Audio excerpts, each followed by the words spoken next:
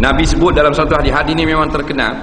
Nabi kata ayyuma mar'atin, mana-mana perempuan, ayyu tu maknanya umum, mana-mana perempuan hak duduk di Port Koyu, duduk di Tokyo, duduk di Afrika dah kira.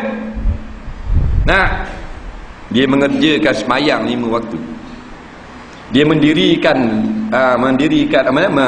melakukan ibadat puasa bulan Ramadan.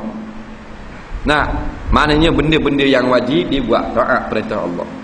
Kemudian dia taat kepada suami dia pula. Apa jua perintah suami dia, taat sungguh pada suami. Maka perempuan ini diberi pilih masuk dalam syurga. Di barang mana pintu yang dia nak masuk, dia adalah orang penting. Dia orang besar di akhirat ini. Batulah orang puang yang mari tanya Nabi, ya Rasulullah, saya ni wakil muslimat. Muslimat bincang belaka dah, suruh saya mari tanya Rasulullah, bila agaknya boleh kami nak buat satu forum dengan Rasulullah. Nak jumpa, nak tanya, nak bincang masalah, nak tetap tarikh ni, nak booking tarikh jumpa Nabi. Nabi kata tak payah booking tarikh. Nak mu seorang tanya dah, mu cerita ke dia ramai-ramai. Maka kata apa ni, tak apalah.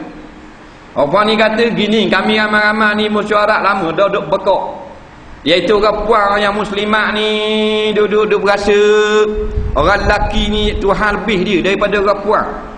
Nah, sebab orang lelaki ni banyak pahala pada orang puang. Orang lelaki ni boleh semayang jemaah, kami tak boleh semayang jemaah, tak ada jemaah, tak ada pahala. Orang lelaki ni mikul jenazah, gali kubur, perang sabit, keluar berdakwah, berjihad, ceramah, macam-macam. Kami orang puang pada duk main panggang ikan kering, tumbuh belacang, ayam buah anak, nak tukar paper duk main gitu. Wah, itu lelaki. Kami nak atak pahala seperti kaum lelaki-lelaki. Nabi kata, mu orang cerdik. Orang lain tanya nak dunia, buat-buat mu tanya nak kelebihan akhirat. Ni set cerdik ni. Nah, bagus ni. Gini lah, mungkin khabar belaka, orang puang tak payah. Kalau nak segala pahala orang lelaki, duduk di rumah. Faham? Taat perintah Allah, taat perintah suami. Duduk rumah ni. Bila taat perintah Allah, sampai masa bulan semayang, sampai bulan Ramadan puasa. Kemudian taat pada suami, khidmat bagi suami. Suami suruh nanok, suami suruh apa bendanya, buat air. Tak, suami panggil masuk dalam bilik, masuk selalu, tak tangguh-tangguh.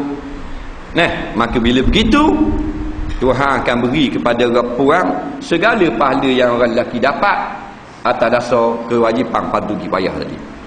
Pahala mandi mayat, orang puang taat suami boleh. Tidak mandi di rumah boleh tak?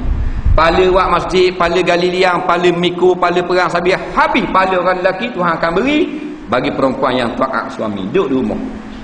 Nah, itu saja. Dapat pahala banyak. Susah. Sebab kerja dia tepat dia di rumah. Orang lelaki tepat luar rumah.